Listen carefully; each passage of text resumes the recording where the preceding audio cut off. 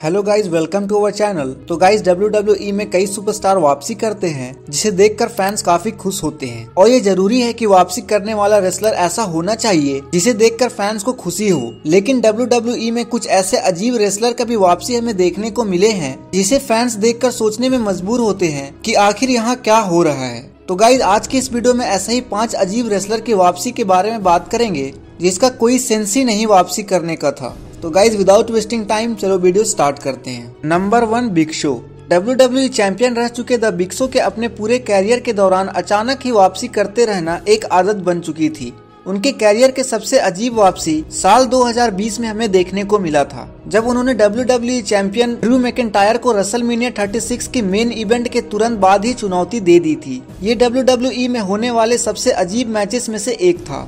हालांकि ये match WrestleMania 36 के बाद ही हुआ था, लेकिन ये उसी रात को रॉ पर चला गया था। इसका मतलब ये था कि द बिग शो और ड्रू मैकिंटायर का ये मैच रेसलमेनिया 36 की दूसरी रात को असली मेन इवेंट बन चुका था। एक रिपोर्ट के अकॉर्डिंग बिग शो का रिटर्न सिर्फ ड्रू मैकिंटायर को एक ताकतवर रेसलर दिखाने के लिए हुआ था। और गाइज उस मैच में ड्रू मैकिंटायर ने सिर्फ 20 मिनट में ही ब्रॉक लेसनर और द बिग शो जैसे 2 लेजेंडरी सुपरस्टार को हरा दिया था, जिससे कि ड्रू मैकिंटायर WWE टाइटल्स को डिफेंड करने में सफल रहे थे। गाइज अब बात करते हैं नंबर 2, डीएलओ ब्राउन।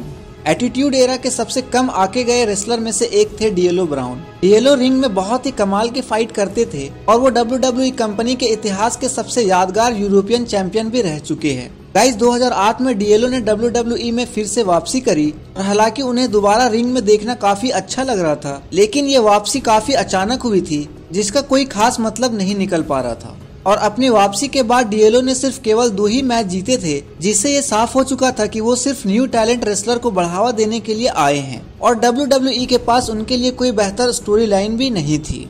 गाइज अब बात करते हैं नंबर 3, केन। गाइज हालांकि केन WWE के सबसे बड़े नामों में से एक हैं, लेकिन गाइज उनके द्वारा भी कई बार अजीब और अनएक्सपेक्टेड रिटर्न आए हैं। गाइज सबसे पहले 2017 में जब केन ने WWE टेलीविजन पर शील्ड के साथ एक फ्यूड के लिए वापसी करी थी। हालांकि केन का पहले भी शील्ड के हर मेंबर से झगड़ा हो चुका था, लेकिन इस बार Kane the Miz, Braun Strowman, Sheamus, Cesaro के साथ देने के लिए वापसी आए थे और केन को इस तरह से अलग और अजीब रेसलर के साथ काम करते हुए देखना कुछ खास नहीं था। और गाइस फैंस के बीच ये बात फैली हुई थी कि केन अपने भाई द अंडरटेकर का बदला लेने के लिए वापस आए हैं। रोमन रिंग्स ने 2017 में केन के वापसी के कुछ ही महीनों पहले अंडरटेकर को हराया था और इसलिए ये स्टोरी लाइन में पूरे तरीके से मजेदार बना रहता अगर केन वाकई में अंडरटेकर का बदला रोमन रिंग्स से लेते तो।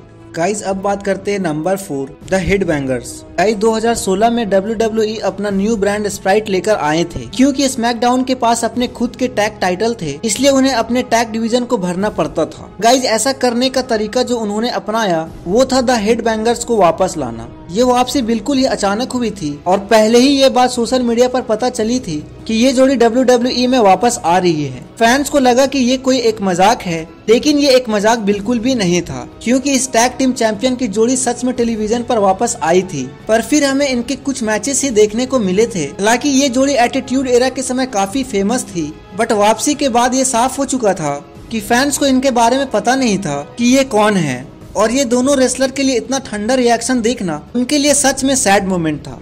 गाइज अब बात करते हैं नंबर 5, गैंग्रेल एंड विसेरा। जब 2004 में द अंडरटेकर और JBL की स्टोरी लाइन पुरानी होने लगी थी, तब WWE ने उसको फिर से जिंदा करने के लिए द अंडरटेकर पर गैंग्रेल और विसेरा से हमला करवाया था। ऐसा बताया गया था कि इन दोनों ने अपने मिस्ट्री ऑफ डार्कनेस के पुराने लीडर JBL के कहने पर हमला किया था।